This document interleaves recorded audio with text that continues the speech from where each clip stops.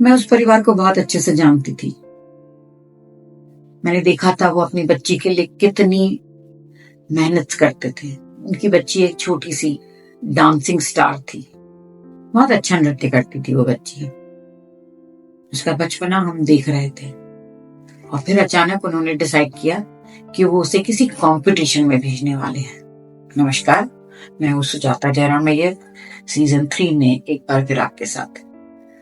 जब मैंने सुना कि वो उसको कंपटीशन में भेजने वाले हैं और उसके लिए वो बम्बई जाने की तैयारी कर रहे हैं, तो मुझे थोड़ा आश्चर्य हुआ। मुझे लगा अभी ये 5-6 साल की बच्ची को इतने जल्दी ऐसे परफॉर्मेंस स्टेज के लिए लेके जा रहे हैं, क्या ये ठीक है? फिर ये भी लगा कि मैं होती कौन हूँ ये सब सोचने वाली।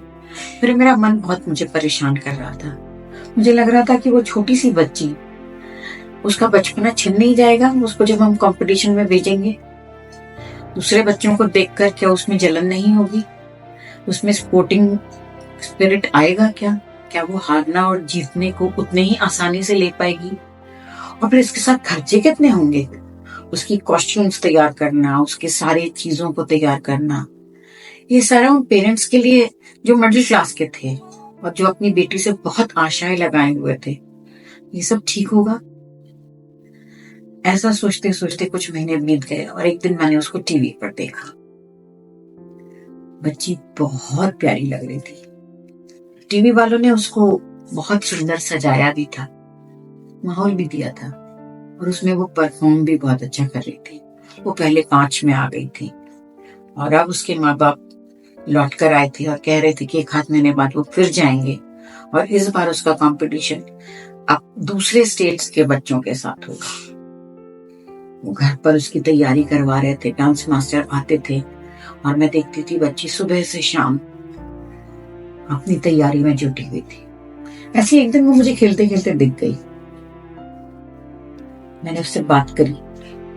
कितनी परिपक्व लग रही थी वो, एकदम मैच्योर लोगों की तरह बात कर रही थी, थोड़ी थोड़ी बनावटी भी। उसका बचपन कहीं नहीं था। आंटी आप बहुत सुंदर लग रही, उसने मुझसे कहा। मुझे थोड़ा आश्चर्य हुआ, मेरे कपड़े बहुत ही सादे थे, उसमें उसे इस तरह की मुझसे बात करने की कोई जरूरत नहीं थी। फिर थोड़ी देर बाद बोली, आंटी आप बहुत प्यारी हैं। मुझे समझ नहीं आया कि मेरी तारीफ क्यों कर रही है। फिर मुझे लगा कि शायद वो बम्बई के उस एटमॉस्फेयर में जिसमें उसको सबको पटाने की जरूरत लगती होगी, उस माहौल से आ रही है। मैंने उससे पूछा तुम्हारा बम्बई का स्टे कैसा रहा? Oh it was fantastic.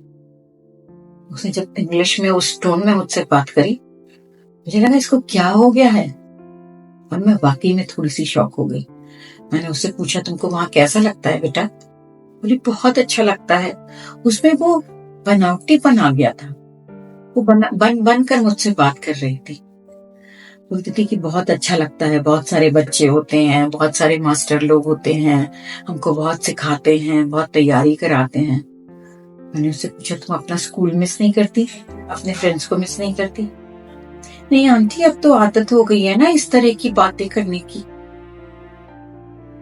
मैं शॉक थी। मुझे लगा उसका बचपन कहाँ चला गया। ये तो एकदम बड़ों जैसी बातें कर रही थी। और फिर मैंने उसे फिर उसी कंपटीशन में कुछ महीने बाद देखा। इस बार जो वो नृत्य कर रही थी वो किसी नवयुवना का था। उसके चेहरे पर वो जो भाव लाने की कोशिश कर रही थी, थोड़े से जिसको कहूं मैं यौवन भरे हुए, मन चले, थोड़े से रिझाने वाले, वो उसकी उस 7 साल की उम्र को बिल्कुल भी शोभा नहीं दे रहे थे। मैं चकित थी। मुझे समझ नहीं आ रहा था कि मैं क्या कहूं। मैंने देखा और मैंने आधे में ही उसको बंद कर दिया। मेरा मन उस दिन बहुत उदास हो गया। मुझे लगा फेमस या फेम की इस दुनिया में, टीवी की इस दुनिया में, क्या हम बच्चों को एक्सप्लॉइट नहीं कर रहे हैं? हम उन्हें कहाँ ले जा रहे हैं? अभी तो उसने 2-3 साल ही नृत्य सीखा है। जो अच्छी अच्छी नृत्यांगनाएं होती हैं वो 15-20 साल, 25 साल की अपनी गरिमा अपने गुरु से सीखती हैं और फिर कहीं परफॉर्मेंस की बात करती हैं।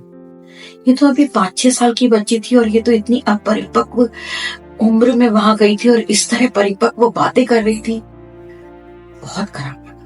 मन तब से बहुत उदास है। जरूर बताइएगा आपको कैसा लगता है।